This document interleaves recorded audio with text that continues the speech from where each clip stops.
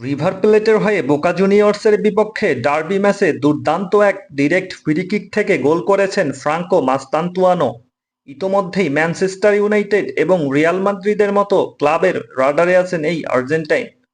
River প্লেটের তারকা মাস্তান্তুয়ানো রবিবার বোকা জুনিয়র্সের বিপক্ষে ২-১ গোলের ব্যবধানে দলের জয়ে দারুণ এক ফ্রিকিক থেকে গোল করেন। তার অবিশ্বাস্য কৌশলে বাম পায়ের বাঁকানো শট গোলকিপারকে ফাঁকি দিয়ে মুহূর্তেই জড়িয়ে যায় জালে। ফুটবল বিশ্ব ইতোমধ্যেই এই আর্জেন্টাইন তরুণের প্রতিভায় মুগ্ধ। মূলত অ্যাটাকিং মিডফিল্ডার হলেও রাইট উইং পজিশনেও খেলতে দারুণ পটু এই নতুন আর্জেন্টাইন সেনসেশন। তার খেলার স্টাইল অনেকটা ম্যান সিটি তারকা ফিল ফোডেনের মতো।